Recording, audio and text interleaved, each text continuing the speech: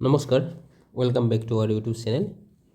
আমি GK foundation বেটছৰ Indian history class আলোচনা কৰি আছিলোঁ আৰু এতিয়া আমি ইণ্ডিয়ান হিষ্ট্ৰী সমাপ্তিৰ দিশত আগবাঢ়িছোঁ। আজি লেকচাৰ নম্বৰ 24 হয়। আজি আমি আমাৰ ইণ্ডিয়ান ফ্ৰীডম ষ্ট্ৰাগলৰ গান্ধীয়ান এৰাৰ ওপৰত আমি আলোচনা কৰিম আৰু ইয়াৰ পিছত আৰু এটা লেকচাৰ হ'ব, আমি হিষ্ট্ৰী আমি কমপ্লিট কৰিম, মডাৰ্ণ হিষ্ট্ৰী। তাৰপিছত আমি ইণ্ডিয়ান পলিটি আলোচনা কৰিম। আপোনালোকে কমেণ্ট কৰিব আপোনালোকক জিঅ'গ্ৰাফী লাগে নে ইণ্ডিয়ান পলিটিৰ ক্লাছ লাগে, আপোনালোকে কমেণ্ট কৰিব, সেইটো একাৰ্ডিংলি মই ক্লাছ লৈ আনিম। ত' আজি কি টপিকছ আমি কভাৰ কৰিম? গান্ধীয়ান এৰা আমি আলোচনা কৰিম, অলৰেডি ক'লোঁ। ৰাওলাট সত্যাগ্ৰহ আলোচনা কৰিম। ভাৰত চৰকাৰ আইন 1919 আলোচনা কৰিম। খিলাফত আন্দোলন আলোচনা কৰিম। অসহযোগ আন্দোলন আলোচনা কৰিম। স্বৰাজ পাৰ্টীৰ গঠনৰ ওপৰত আমি আলোচনা কৰিম। তাৰপিছত নেক্সট ক্লাছত আমি চিভিল ডিছঅবিডিয়েঞ্চ মুভমেণ্টৰ পিছত আমি আলোচনা কৰিম। বাকী যিমান আমাৰ ভাৰতৰ স্বাধীনতা India Government of India Act 1947লৈকে আমি আলোচনা কৰিম।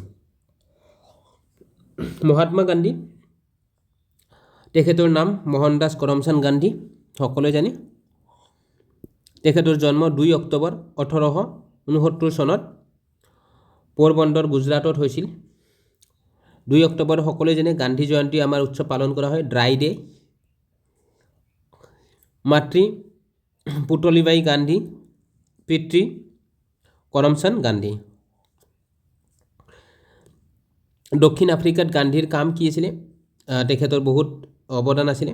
ভাৰতীয় আৰু দক্ষিণ আফ্ৰিকাসকলৰ প্ৰতি কৰা বৰ্ণ বৈষম্যৰ বিৰুদ্ধে তেওঁ দক্ষিণ আফ্ৰিকাত নাটাল ইণ্ডিয়ান কংগ্ৰেছ স্থাপন কৰিছিল। কেতিয়া? 1894 চনত। তো ভেৰি ইম্পৰ্টেণ্ট। দক্ষিণ আফ্ৰিকাত তেওঁ যি এটা সংস্থা স্থাপন কৰিছিলে, যি বৰ্ণ বৈষম্য আছিলে, সেই বৰ্ণ বৈষম্যৰ বিৰুদ্ধে নাটাল ইণ্ডিয়ান কংগ্ৰেছ স্থাপন কৰিছিল। তেওঁ ইণ্ডিয়ান অপিনিয়ন বাতৰি কাকত 1903 চনত আৰম্ভ কৰিছিল। Very important. ইণ্ডিয়ান অপিনিয়ন কোনে বাতৰি কাকত কৰিছিলে প্ৰৱৰ্তন, সেইটো কুৱেশ্যন আহে, মহাত্মা গান্ধীয়ে। আৰু কেতিয়া কৰিছিলে? 1903 চনত। তেওঁ ফনিক্স ফাৰ্ম 1904 চনত আৰু টলষ্টয় ফাৰ্ম 1910 চনত স্থাপন কৰিছিলে। Very important. মই যিবিলাক ইম্পৰ্টেণ্ট হয় আণ্ডাৰলাইন কৰি যাম, বাকী আমি তথ্যবিলাক পঢ়ি যাম ষ্টৰী আকাৰত। বিবাহ পঞ্জীয়ন আইন, ৰেজিষ্ট্ৰেশ্যন অফ মেৰেজ এক্টৰ বিৰুদ্ধে গান্ধী সত্যাগ্ৰহত জড়িত আছিল। তেওঁ ভাৰতীয় অনুপ্ৰৱেশৰ ওপৰত লগোৱা বাধা আৰু দক্ষিণ আফ্ৰিকাত স্বীকৃতি নোপোৱা হিন্দু বিবাহসমূহক স্বীকৃতি দিয়াৰ বিৰুদ্ধেও এক অভিযানৰ নেতৃত্ব দিছিল। নেক্সট হৈছে গান্ধীৰ দ্বাৰা পৰিচালিত আন্দোলনসমূহ। তেওঁ কি আন্দোলনত নেতৃত্ব দিছিল, সেইবোৰ আমি চাওঁ আহক। প্ৰথম হৈছে চম্পাৰণ সত্যাগ্ৰহ 1917 চন, প্ৰথম আইন অমান্য আন্দোলন। তো প্ৰথম আইন অমান্য আন্দোলনেই হৈছে চম্পাৰণ সত্যাগ্ৰহ। এইটো হৈছিলে 1917 চনত। আৰু চম্পাৰণ সত্যাগ্ৰহৰ কাৰণে ৰাজকুমাৰ শুক্লাই ইনভাইট কৰিছিল তেখেতক। ৰাজকুমাৰ শুক্লাই বিহাৰৰ চম্পাৰণলৈ গান্ধীক আমন্ত্ৰণ জনাইছিল জমিদাৰী ব্যৱস্থাৰ অন্যায়ৰ বিষয়ে অভিযোগ কৰিবলৈ, য'ত কৃষকসকলক তেওঁলোকৰ মাটিৰ 20 ভাগৰ 3 ভাগ অংশত নীল খেতি কৰিবলৈ বাধ্য কৰা হৈছিল। কোনে বাধ্য কৰিছিল? এইটো ব্ৰিটিছসকলে বাধ্য কৰিছিলে। যিবিলাক খেতিয়ক আছিল তেওঁলোকক নীল খেতি কৰিব লৈছিলে। 20 ভাগৰ 3 অংশত তেওঁলোকৰ ভূমিত নীল খেতি কৰিবৰ বাধ্যতামূলক কৰিছিলে, যাক 3 কঠীয়া পদ্ধতি, 3 কঠীয়া ছিষ্টেম হিচাপে জনা যায়। তো 3 কঠীয়া ছিষ্টেম হিচাপেও এইটো জনা যায়, যি তেওঁলোকৰ কৃষকসকলৰ এইটো নীল খেতিৰ বিৰুদ্ধে যি বিদ্ৰোহ কৰিছিলে ব্ৰিটিছৰ বিৰুদ্ধে, নীল খেতিৰ কাৰণে যি ব্ৰিটিছে বাধ্যতামূলক কৰিছিলে নীল খেতি কৰাৰ কাৰণে 20 ভাগৰ 3 অংশ ভূমিত। চম্পাৰণ সত্যাগ্ৰহত জড়িত আন লোকসকল: ৰাজেন্দ্ৰ প্ৰসাদ, মজহৰ উল হক, JB কৃপালানী। এইকেইটাও ইম্পৰ্টেণ্ট হয়। যি কুৱেশ্যন আহে চম্পাৰণ সত্যাগ্ৰহত গান্ধীৰ লগত আৰু কোন ব্যক্তি আছিলে? ৰাজেন্দ্ৰ প্ৰসাদ, মজহৰ উল হক আৰু JB কৃপালানী। মই এইবিলাক তথ্য NCERTৰ পৰা লৈছোঁ আৰু লুচেণ্টৰ পৰাও লৈছোঁ। চ' মিক্স আপ আছে। যিবিলাক লুচেণ্টত ডাইৰেক্টলি নাই, তো সেইবিলাক মই NCERTৰ পৰা লৈছোঁ, শ্বৰ্ট কৰি দিছোঁ। আপোনালোকৰ সুবিধাৰ কাৰণে। নেক্সট আহে চম্পাৰণ কৃষি আইন 1918 চন। এই আইনখন চম্পাৰণ সত্যাগ্ৰহৰ এক পোনপটীয়া ফলাফল আছিল। ই 3 কঠীয়া পদ্ধতি বিলুপ্তি কৰিছিল আৰু অব্ৰেভ কৰ যি খেতিয়কসকলৰ ওপৰত জমিদাৰসকলে আৰোপ কৰা এক অবৈধ সংগ্ৰহ স্থগিত কৰিছিল। তো ভেৰি ইম্পৰ্টেণ্ট, চম্পাৰণ কৃষি আইন 1918 চনত আহিছিলে আৰু এই আইনখনে কি কৰিছিলে, যি এই 3 কঠীয়া ছিষ্টেমটো আছিল, 3 কঠীয়া পদ্ধতি, যি 20 ভাগত 3 অংশত নীল খেতি কৰিব লগা হৈছিলে, সেইটো স্থগিত কৰিছিল। আৰু সেই সময়ত যি জমিদাৰসকলে কৃষকসকলৰ ওপৰত কৰ আৰোপ কৰিছিলে, মানে অবৈধ কৰ আৰোপ কৰিছিলে, সেইটোও স্থগিত কৰিছিলে। নেক্সট খেদা সত্যাগ্ৰহ। এইটো হৈছে প্ৰথম অসহযোগ আন্দোলন, non cooperation movement. First non cooperation movement বুলি ক'লে আমি খেদা সত্যাগ্ৰহ বুজিব লাগিব 1918 চনত। এই সত্যাগ্ৰহ আন্দোলন গুজৰাট খেদা জিলাত শস্য নষ্ট হোৱাৰ বাবে ভূমি কৰ পৰিশোধ কৰিব নোৱাৰা কৃষকসকলৰ সমৰ্থনত চলোৱা হৈছিল।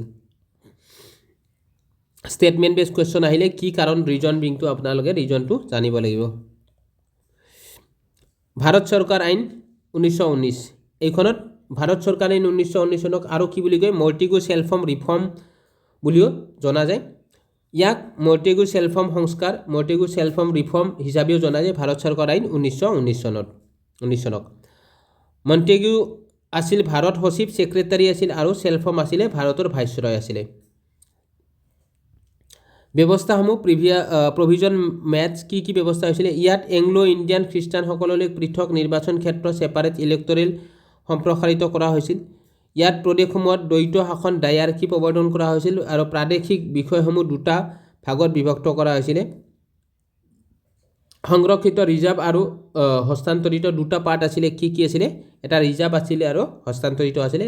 এই দুটাৰ মাজত কি আছে আমি চাওঁ আহক। সংৰক্ষিতত কি আছিলে, ইয়াক ৰাজ্যপালৰ গভৰ্ণৰৰ কাৰ্যবাহী পৰিষদ এক্সিকিউটিভ কাউন্সিলৰ জৰিয়তে পৰিচালনা কৰা হৈছিলে।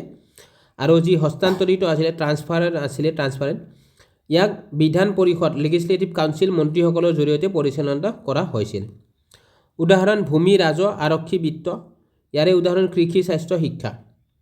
ইয়াত কেন্দ্ৰত দ্বিকক্ষ বিশিষ্ট বিধানমণ্ডল বাই কেমেৰেল লেজিছলেচাৰ প্ৰৱৰ্তন কৰা হৈছিল। নেক্সট আহে ৰাওলাট সত্যাগ্ৰহ। ৰাওলাট সত্যাগ্ৰহৰ পিছতে আমাৰ জলিয়ানৱালাবাগ হত্যাকাণ্ড আহে, হয়নে?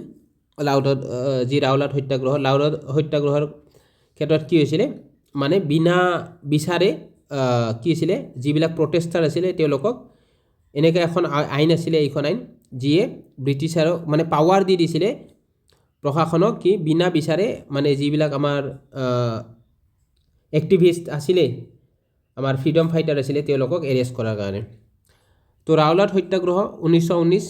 ৰাওলাট সত্যাগ্ৰহ আছিল ব্ৰিটিছ চৰকাৰে ভাৰতত বিপ্লৱী কাৰ্যকলাপ দমন কৰিবলৈ পাছ কৰা ৰাওলাট আইনৰ বিৰুদ্ধে মহাত্মা গান্ধীৰ নেতৃত্বত এক অহিংস প্ৰতিবাদী আন্দোলন। এইটো ৰাওলাট সত্যাগ্ৰহ। এতিয়া আমি ৰাওলাট এক্টৰ আমি আলোচনা কৰিম।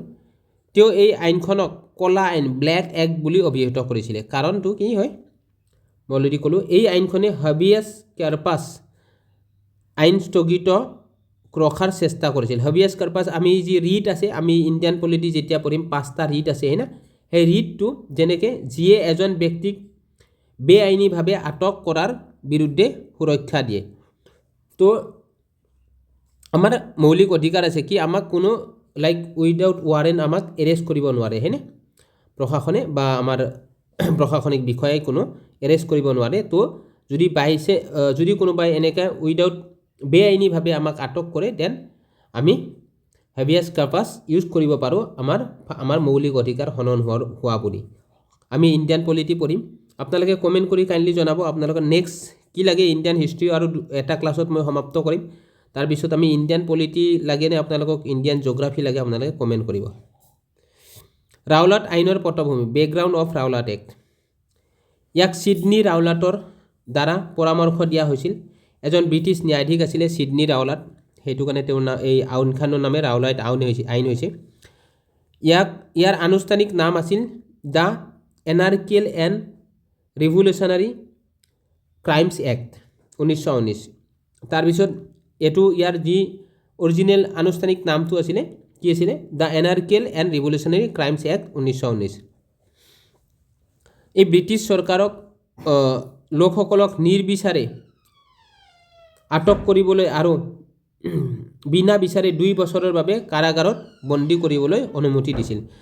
এইটো জাষ্ট অলপ আপোনালোকে ইয়াতে এড কৰিব, যি ব্ৰিটিছ চৰকাৰৰ বিৰুদ্ধে যিবিলাক লাইক আমাৰ বৈপ্লৱিক লোক আছিলে তেওঁলোকক কি কৰিছিলে নিৰ্বিচাৰে তেওঁলোকক আটক কৰিবলৈ অনুমতি দিছিল আৰু আটক কৰি 2 বছৰ কাৰাদণ্ড দিয়াৰ কাৰণে অনুমতি দিছিল এই আইনখনে। প্ৰথম বিশ্বযুদ্ধ ইতিমধ্যে শেষ হোৱাৰ পিছত ই আছিল প্ৰথম বিশ্বযুদ্ধৰ সময়ৰ আইন। ডিফেন্স অফ ইণ্ডিয়া এক্ট 1915 এক সম্প্ৰসাৰণ। তো নেক্সট আহে আমাৰ ইয়াৰ প্ৰতিবাদতে জলিয়ানৱালাবাগ হত্যাকাণ্ড হয়। এতিয়া আহক আমি জলিয়ানৱালাবাগ হত্যাকাণ্ড চাওঁ। জলিয়ানৱালাবাগ হত্যাকাণ্ড 1919 13 এপ্ৰিলত হয়। ই সংঘটিত হৈছিল 1919 চনৰ 13 এপ্ৰিলত পয়লা বৈশাখ। এইটো পয়লা বৈশাখ বুলি কয়, যেনেকৈ আমাৰ বহাগ মাহ হয় না, 13 এপ্ৰিলত আমাৰ বহাগ মাহ পৰে। তো নিউ ইয়াৰ চেলিব্ৰেট কৰি আছিলে আৰু দুটা এৰেষ্ট কৰিছিলে ৰোৱাল আউট এক্টৰ জৰিয়তে। তেওঁলোকৰ এই এৰেষ্টৰ গ্ৰেপ্তাৰৰ প্ৰতিবাদ কৰিছিলে, তেতিয়া তাৰপিছত সংঘৰ্ষটো হয়। অমৃতসৰৰ জলিয়ানৱালাবাগত মানুহ দুটা কাৰণত বৃহৎ সংখ্যাত গোট খাইছিল। প্ৰথম হৈছে পয়লা বৈশাখ উদযাপন কৰিবলৈ, নিউ ইয়াৰ উদযাপন কৰিবলৈ, আৰু চৈফুদ্দিন কিচলু আৰু ডক্টৰ সত্যপালক গ্ৰেপ্তাৰৰ বিৰুদ্ধে প্ৰতিবাদ কৰিবলৈ। যি চৈফুদ্দিন কিচলু আছিলে আৰু ডক্টৰ সত্যপালক গ্ৰেপ্তাৰ কৰিছিলে ৰাওলাট এক্টৰ জৰিয়তে, তেওঁলোকৰ যি গ্ৰেপ্তাৰৰ বিৰুদ্ধে প্ৰতিবাদ কৰাৰ কাৰণে তাত সন্নিৱিষ্ট হৈছিলে।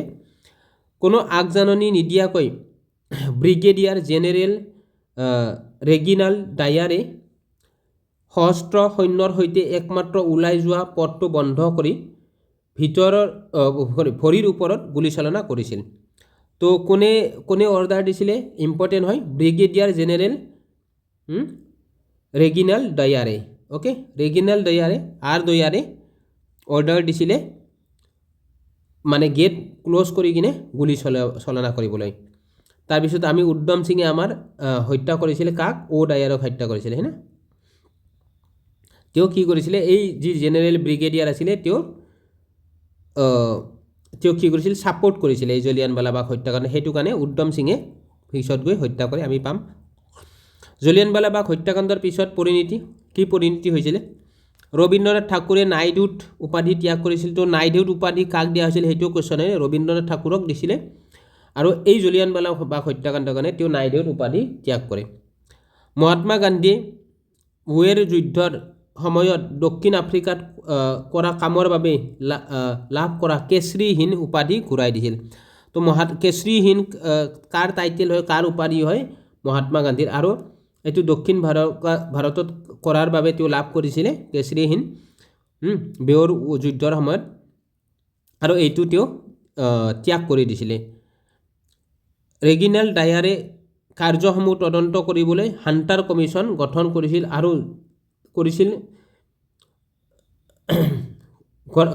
গঠন কৰা হৈছিল, যদিও ই কোনো শান্তি প্ৰদান কৰা নাছিল। তো জাষ্ট ফৰ শ্ব' অফ তেওঁলোকে এটা হাণ্টাৰ কমিশ্যন, যি এইটো ইনভেষ্টিগেশ্যন হ'ব, এইটো লৈ তেওঁলোকে হাণ্টাৰ কমিশ্যন গঠন কৰিছিল। এইটো ষ্টেটমেণ্ট বেছ কুৱেশ্যন আহিলে আপোনালোকে এইটো পাৰিব লাগিব।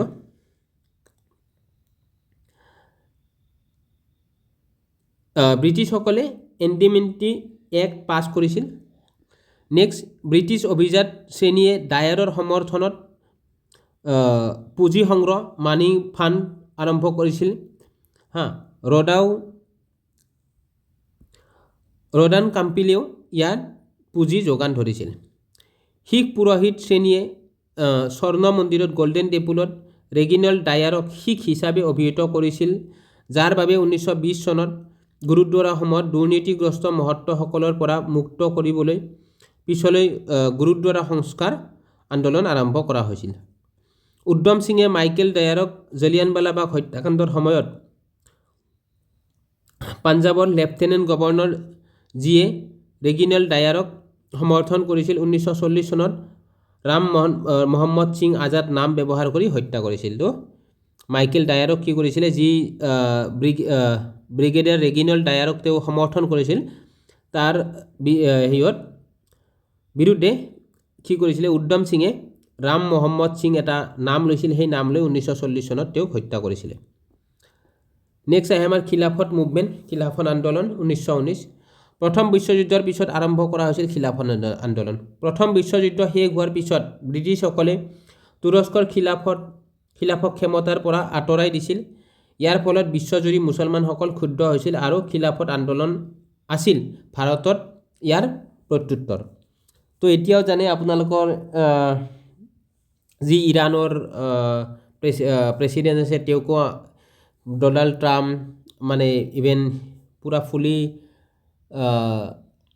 কি কৰিছে, ডনাল্ড ট্ৰাম্প, ইজৰাইল এওঁলোকে মানে বিচাৰি আছে কি তেওঁক মানে লাইক পাৱাৰৰ পৰা গুচোৱাৰ কাৰণে, যেনেকৈ নেপালত কৰিলে, বাংলাদেশত কৰিলে, হয়নে?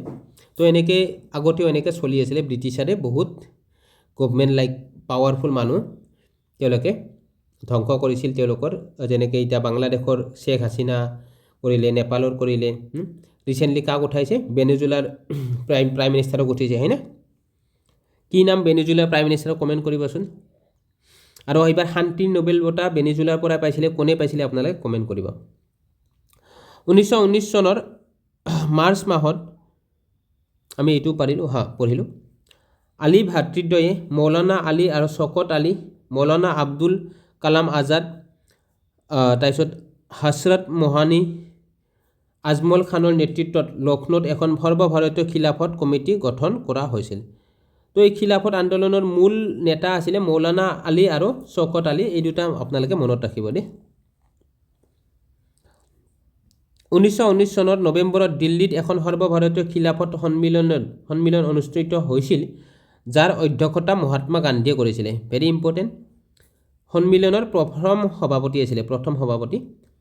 এই সন্মিলনখন কংগ্ৰেছ আৰু বি.জি. তিলকে বিৰোধিতা কৰিছিল। বাল গংগাধৰ তিলক আৰু কংগ্ৰেছে বিৰোধিতা কৰিছিলে। নেক্সট, অসহযোগ আন্দোলন, নন কোঅপাৰেশ্যন মুভমেণ্ট 1920। আমি ধুনীয়াকৈ ষ্টৰি আকাৰত পঢ়িছোঁ। তো আপোনালোকে আশা কৰোঁ আপোনালোকে কানেক্ট কৰিব পাৰিছে, আৰু মই অনুৰোধ কৰিছোঁ যিসকলে আজি এই ক্লাছটো প্ৰথমবাৰৰ পৰা চাই আছে, প্ৰথমবাৰৰ বাবে তেখেতসকলক ৰিকুৱেষ্ট কৰিছোঁ আপোনালোকে একদম এনচিয়ান হিষ্ট্ৰীৰ পৰা চাই আহক। পূৰা A to Z দিয়া আছে, অসমীয়া মাধ্যমত দিয়া আছে সম্পূৰ্ণ তথ্য। চ' আপোনালোকে তেতিয়া পঢ়িলে কানেক্ট কৰিব পাৰিব, বুজিছে? আৰু তেতিয়া আপোনালোকে এবাৰ পঢ়ি যাওক, তাৰপিছত আপোনালোকে আকৌ এবাৰ নোটছ বনাই যাওক। অসহযোগ আন্দোলন 1920 চনত কলিকতাত অনুষ্ঠিত কংগ্ৰেছৰ এক বিশেষ অধিৱেশনত অনুমোদিত হৈছিল আৰু পিছলৈ বাৰ্ষিক অধিৱেশনত নাগপুৰত সমৰ্থন কৰা হৈছিল। ইয়াৰ ফলত 25জনীয়া কংগ্ৰেছ ৱৰ্কিং কমিটিও গঠন কৰা হৈছিল। কংগ্ৰেছে এতিয়াৰ পৰা অতিৰিক্ত সাংবিধানিক গণসংগ্ৰামৰ বাবে নিজকে প্ৰতিজ্ঞাবদ্ধ কৰিছিল। জিন্না এনি বেচন বি.চি. পালে মতাদৰ্শগত পাৰ্থক্যৰ বাবে কংগ্ৰেছ ত্যাগ কৰিছিল। হিন্দু মুছলমান ঐক্য নিশ্চিত কৰিবলৈ গান্ধীয়ে খিলাফত আন্দোলন ইয়াৰ লগত একত্ৰিত কৰিছিল, নন কোঅপাৰেশ্যন মুভমেণ্টৰ লগত। 1921 চনত বি.জি. তিলকৰ স্মৃতিত তিলক স্বৰাজ পুঁজি স্থাপন কৰা হৈছিলে। 1920 চনত তিলক মৃত্যু হয় তেখেতৰ। স্থানীয় সংগ্ৰামসমূহ এইটো ৰিপিট হৈছে, আমি চাওঁ। যেনেকৈ ইয়াৰ লগত স্থানীয় সংগ্ৰাম আছিলে। একা আন্দোলন 1921 চনত উত্তৰ প্ৰদেশত মাদাৰী পাছিৰ নেতৃত্বত হৈছিলে। তাৰপিছত মপলা বিদ্ৰোহ বুলি কয় বা মালবাৰ বিদ্ৰোহ বুলিও কয়। এই বিদ্ৰোহ মুখ্যতঃ কেৰেলাৰ মালবাৰ অঞ্চলত হিন্দু সামন্তীয় ভূস্বামীসকলৰ বিৰুদ্ধে মুছলমান কৃষকসকলে নেতৃত্ব দিছিল। দুৰ্নীতিগ্ৰস্ত মহন্তসকলক আঁতৰোৱাৰ বাবে শিখ আন্দোলন হৈছিলে। তাৰপিছত অৱধ কিষাণ আন্দোলন হৈছিলে। ব্ৰিটিছ শাসনৰ বিৰোধিতা কৰিবলৈ এক কৃষক আন্দোলন আৰম্ভ হৈছিল। 1920 চনত বাবা ৰামচন্দ্ৰ অৱধ কিষাণ সভা সংগঠিত কৰিছিল। খিলাফত আন্দোলন আৰু অসহযোগ আন্দোলনৰ একত্ৰীকৰণৰ সমৰ্থন কৰিবলৈ লোৱা পদক্ষেপসমূহ। ৰাষ্ট্ৰীয় পৰ্যায়ত ব্ৰিটিছ শাসিত স্কুল আৰু কলেজ বৰ্জনৰ অংশ হিচাপে শিক্ষানুষ্ঠান স্থাপন কৰা হৈছিল, যেনে জামিয়া মালিয়া ইছলাম, কাশী বিদ্যাপীঠ, বিহাৰ বিদ্যাপীঠ। আন্দোলনৰ বাবে পুঁজি সংগ্ৰহ, 1 কোটি টকাৰ এক উল্লেখযোগ্য পৰিমাণৰ সংগ্ৰহ কৰা হৈছিল, যিটো ব্যৱহাৰ কৰা হৈছিল কিহত ৰাষ্ট্ৰীয় শিক্ষাৰ প্ৰচাৰৰ বাবে, প্ৰতিবাদ আৰু ধৰ্মঘট সংগঠিত কৰা আৰু বৰ্জন আন্দোলনক সমৰ্থন কৰা। এই পুঁজিবিলাক ইয়াতে ইউজ কৰা হৈছিলে। নেক্সট চৌৰি কাণ্ড বহুত ইম্পৰ্টেণ্ট হয়। কেতিয়া হৈছিল আৰু ইয়াৰ কাৰণে গান্ধীজী অসহযোগ আন্দোলন ত্যাগ কৰিছিল, হয়নে? আমি পঢ়িম এতিয়া। 1922 চনৰ 4 ফেব্ৰুৱাৰীত গোৰখপুৰৰ এখন গাঁও চৌৰি চৌৰাত অসহযোগ আন্দোলনৰ ভিৰ এটাই আৰক্ষী থানা জ্বলাই দিছিল, য'ত 22জন আৰক্ষী জোৱানৰ মৃত্যু হৈছিল। ফলস্বৰূপে গান্ধীয়ে হিংসাৰ বাবে অসহযোগ আন্দোলন বন্ধ কৰি দিছিল আৰু পিছত 1922 চনৰ মাৰ্চ মাহত তেওঁক জেলত ভৰোৱা হৈছিল। আন্দোলনৰ স্থগিতকৰণ আৰু ৰাজনৈতিক শূন্যতা ইম্পৰ্টেণ্ট হয়। বৰদলৈত কংগ্ৰেছ ৱৰ্কিং কমিটিয়ে হিংসাৰ বাবে অসহযোগ আন্দোলন স্থগিত ৰাখিছিল আৰু তেতিয়াৰ পৰা গঠনমূলক কামৰ ওপৰত গুৰুত্ব দিছিল। ই কংগ্ৰেছ দলৰ ভিতৰত এক ৰাজনৈতিক শূন্যতাৰ সৃষ্টি কৰিছিল, কিয়নো পৰৱৰ্তী সময়ত কি কৰা হ'ব সেই লৈ নেতাসকল বিভক্ত হৈ পৰিছিল। বিভাজনটোৱে দুটা গোট কৰিছিল, দুটা গোট যেনেকৈ এটা ন' চেঞ্জাৰ, এটা হৈছে প্ৰ' চেঞ্জাৰ।